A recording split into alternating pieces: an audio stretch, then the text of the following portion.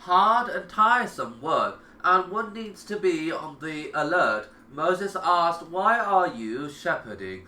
The younger sister said, "Our father is an old man. His health is too poor for him to go outdoors for pasturing sheep." Moses said, "I will water the sheep for you." When Moses approached the water, he saw that the shepherds had put over the mouth of the spring an immense rock that could only be moved by 10 men. Moses embraced the rock and lifted it out of the spring's mouth, the veins of his neck and hands standing out as he did so. Moses was certainly strong. He watered the sheep and put the rock back in its place. He returned to sit in the shade of the tree. At this moment he realized that he had forgotten to drink. His stomach was sunken because of hunger. Moses helps woman shepherds. Almighty Allah describes this event. And when he arrived at the water of Midian, he found there a group of men watering their flocks, and besides them he found 2 women who were keeping back their flocks. He said, "What is the matter with you?" They said, "We cannot water our flocks until the shepherds take their flocks, and our father is a very old man." So he watered their flocks for them. Then he turned back to shade and said, "My Lord, truly I am in need of whatever good that you bestow on me." Moses finds a home among shepherds.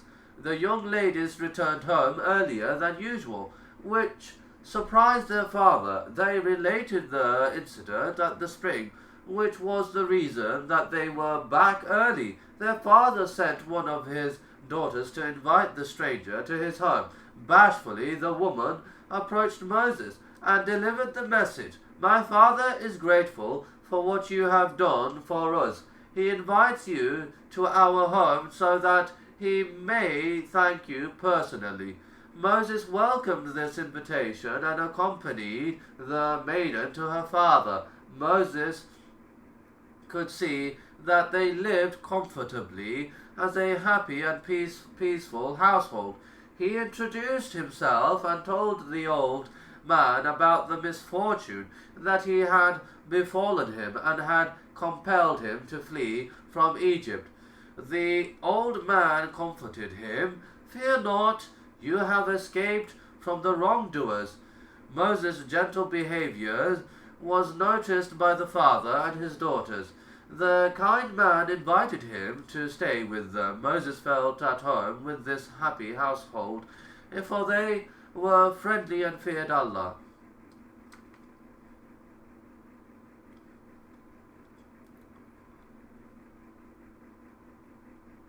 Feared Allah.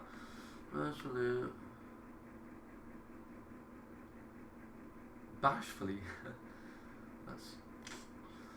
Moses becomes a shepherd. One of the daughters suggested to her father that he employ Moses as he was strong and trustworthy. They needed someone like him, especially at the waterhole, which was visited by ruffians.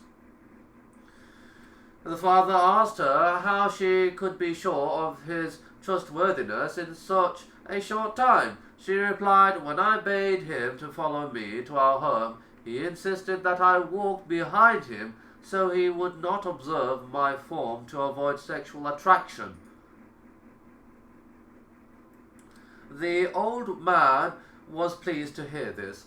He approached Moses and said, "I wish to marry you to one of my daughters on condition that you agree to work for me for a period of 8 years. This offer suited Moses well. For being a stranger in this country, he would soon have to search for shelter and work. Moses married the Midianite's daughter and looked after the old man's animals for 10 long years. Moses becomes a shepherd. Almighty Allah recounted, Then there came to him one of the two women walking shyly. She said, "Verily, my father calls you that he may reward you for having watered our flocks for us."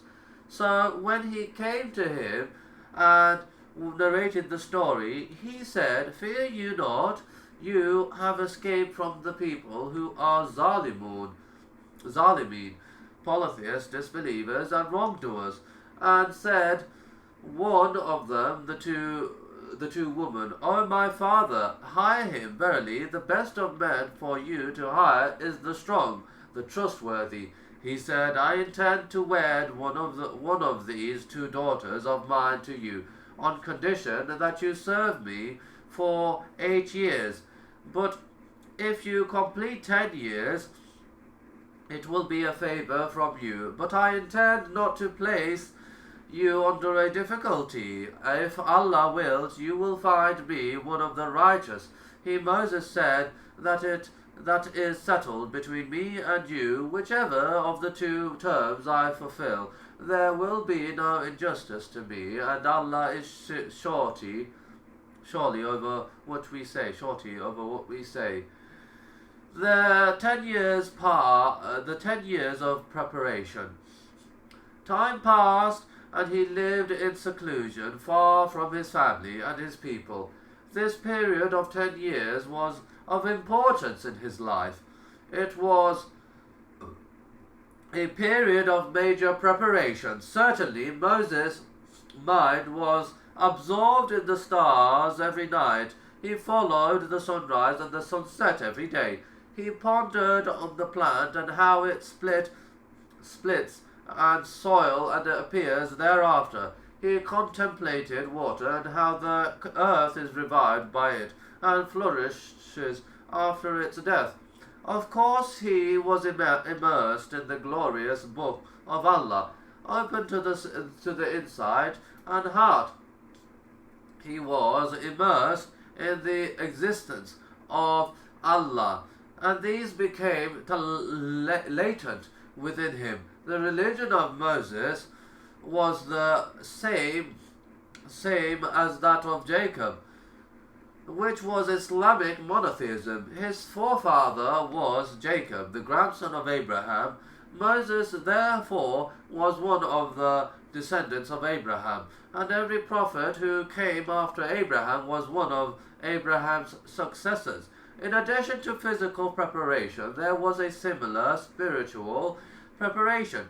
It was made in complete seclusion, in the middle of the desert, and in the places of pasture. Silence was his way of life, and seclusion was his vehicle. Allah the Almighty prepared for his prophet the tools he would need later on to righteously bear the commands of Allah the Exalted.